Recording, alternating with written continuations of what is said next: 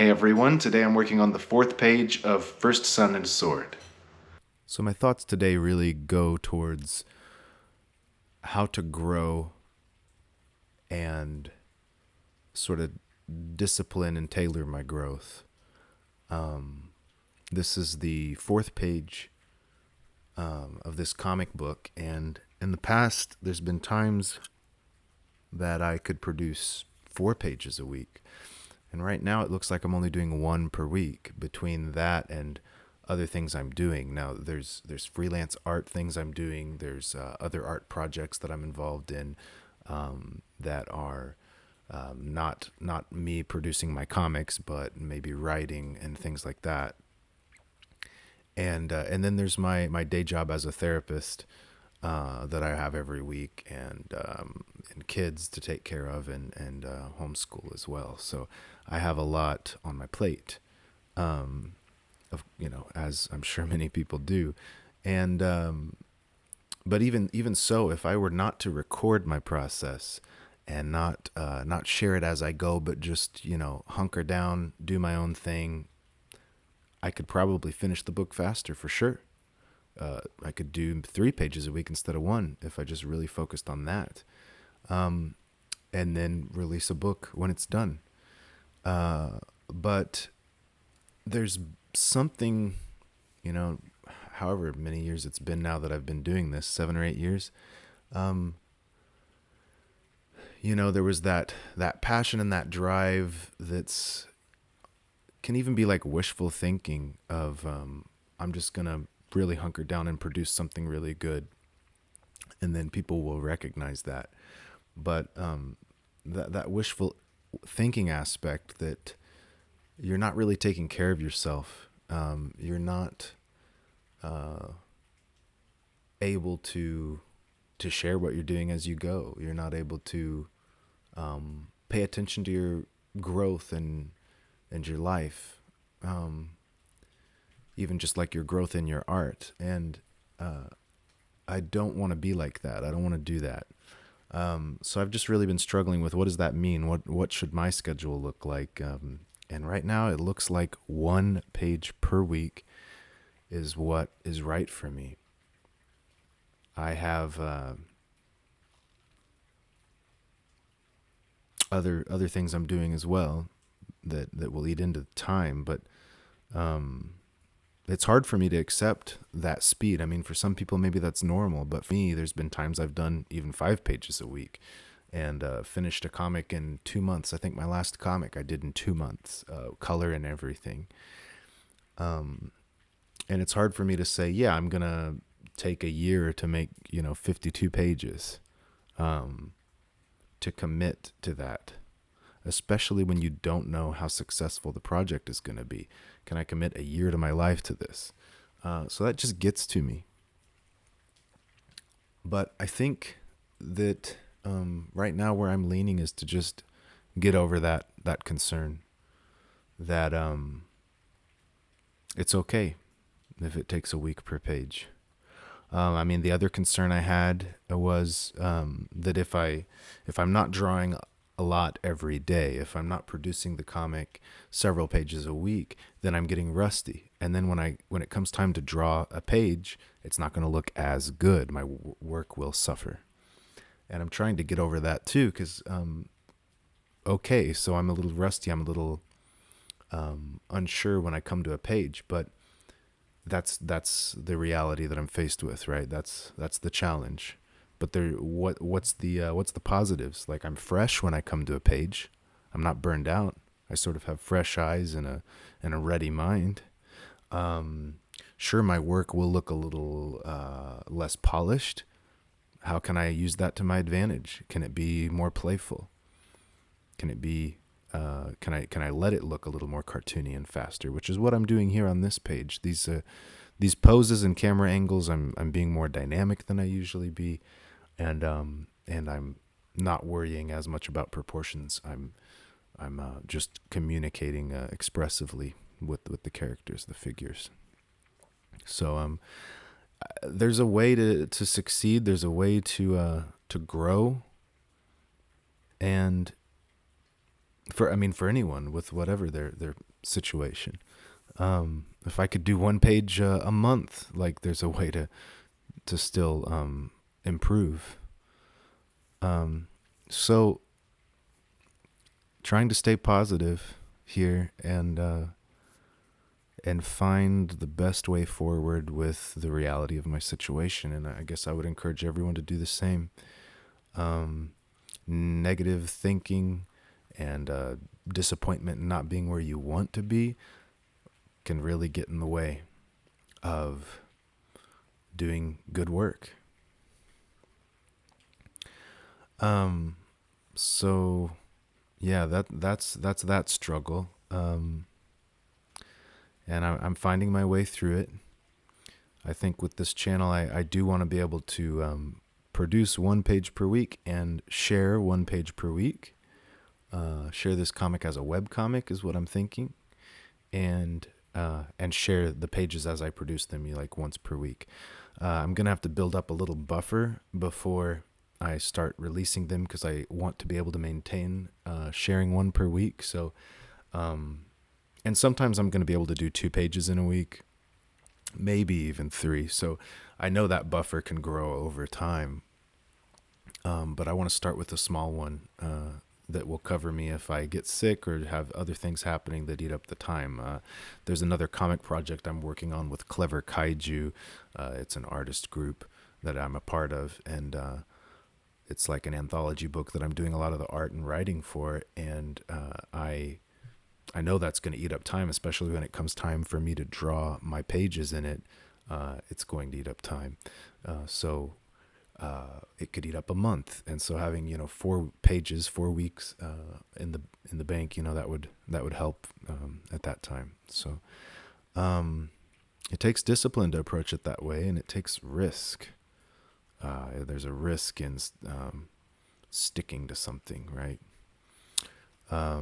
But I think it's the grown-up thing to do. And at this point, 8 years in, as I am, or 7, it's about time to become more disciplined and more grown-up in the way I approach producing these pages and making comics.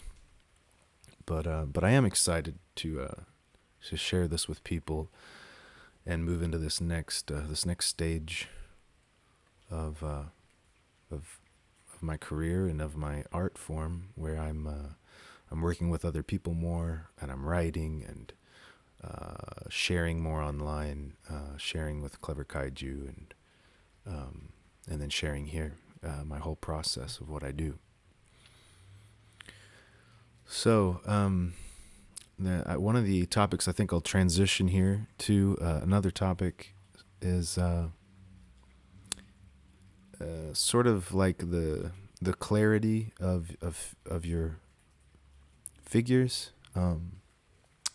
and it's hard for me to recall everything I'm going to talk about in these videos each time, so I'm sure I'm going to be like repeating myself and talking about similar topics or the same points again and again, and that's all right. But this one I hope is a little different than things I've said in the past. Is when I was penciling this girl with her bow with the string drawn back, it was like I had a picture in my mind, something I've probably seen in movies before, with someone kind of looking down the barrel of their bow and arrow, and there's this image in my mind, and how do you bring that out onto the page? And so for me, I start with like a really scribbly, simple structure that kind of like communicates the basic vision, and then I try to build in an actual figure, like with actual more realistic and correct anatomy and so on. But I think it's interesting to consider this perspective of how defined are your figures and your shapes. So like for me, I try to have pretty high clarity, and I use really simple lines, and I want it to be very clear what each object is. Now that doesn't mean it's highly detailed, but if it's a hand, like it's a hand. It's not just masked. So like people can use texture and style with their inks, especially, or color and things to like to have parts of their drawing that are kind of like scribbly or not clear what they are. And I'm trying to do the same thing in a different way. And I guess that's the point I'm trying to make is like you don't have to know how to draw everything, and not everything has to look totally detailed and correct. It really doesn't. People aren't going to look at these images for that long. But how can you take a simple shape? Basically, how can you abstract from the real life thing to your drawing, but in a defined way is what that's sort of the goal for me. Like, so if I use a circle to represent a hand, like maybe he's holding a sword and his hand is just a couple squares, a cube, or like a circle.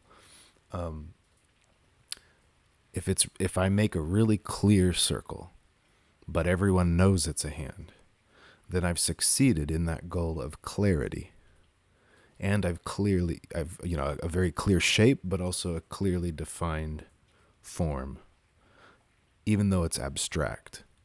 So I guess the point here is, I've been thinking about this aspect of, you can be abstract and still clearly defined. And I think there's a lot of power in that, because you can draw more quickly and help the reader read the image more quickly to make the reading experience enjoyable and quick. They don't want to get bogged down at any point. So that's that point. Yeah, another thing I did here, I'm going back with a pencil. So that's kind of the first time I've done this, and I found that I had a pencil in the other hand just ready to swap over. So my pencils are pretty rough, and that's working pretty well for me, I feel. But if I'm inking and I come to a spot where I'm like, okay, I'm not quite sure how I was shading, where these lines were going to fall on her rib cage and stuff on her side. If I'm not confident enough to just hit it straight with the inks, I'll switch to my pencil and add a few more details in that one spot. And then once I have enough to feel confident, I go back to the pen. I'm finding this is a great trick because there are clearly times that I have wanted to make sure my pencils were clear enough that later, much later, when I come back and ink that spot, that I know what I'm looking at and to trust my inks. But that has me doing more pencils than I need to do out of this, caution or concern that later I'm going to need to know what that is. But by knowing that I can come back with a pencil later and add a little more detail, I can train myself to leave my pencils more loose. And then when I come to that moment later inking, I can add a few more details, and then I know that I'm adding just the right amount of detail so that I know what to ink. Because I'm going to do it like the next second instead of maybe 30 minutes later or an hour later. So that was really helpful. Now I'm a little late recording this, so I've actually done the next page already, and I didn't do it that time. My pencils were still loose, but I just didn't come to a point where I felt I needed to get a few more details figured out. But I'm still trying to keep that in mind.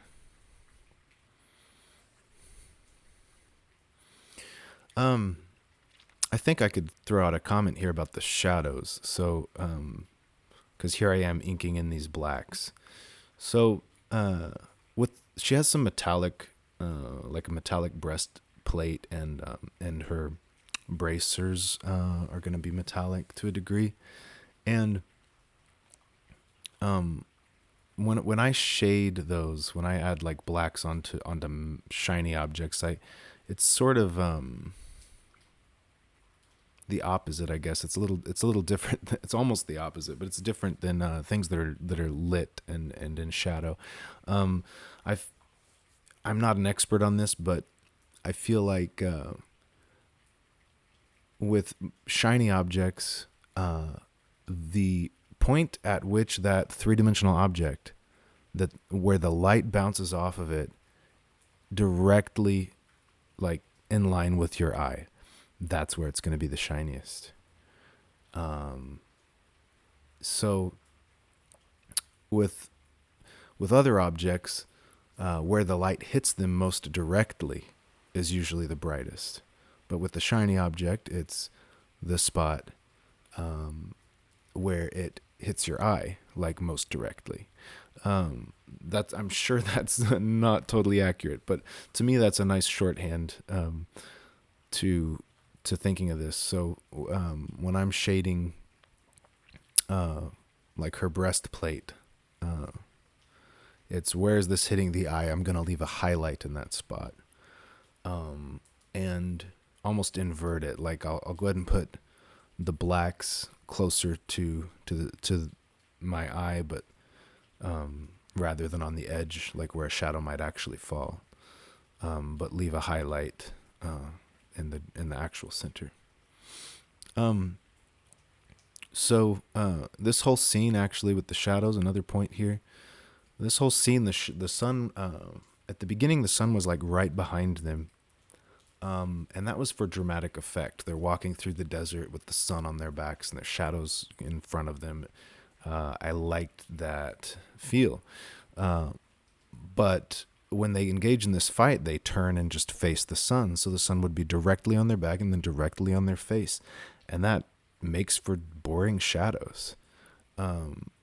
Boring shadows for for me, the shadows, these black, spots I put on my figures, they are to define the three-dimensional shape. They are not only to represent lighting. Like, they're necessary to define the three-dimensional shape, because I don't want to do it with color. I want to be able to communicate that in black and white, and the comic might even remain black and white, or with a limited palette. So it's important to me to do that.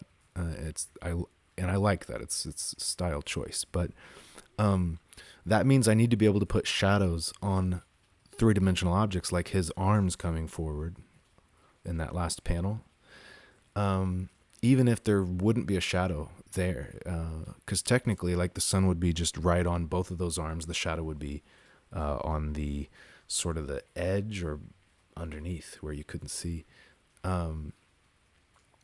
So with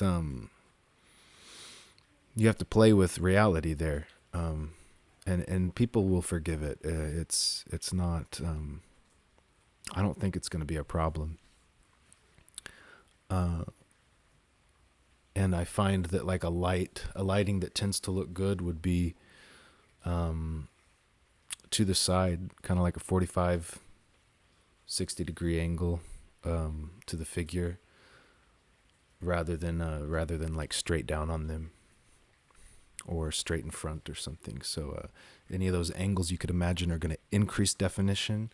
Those are the angles I'm trying to push or bend reality towards.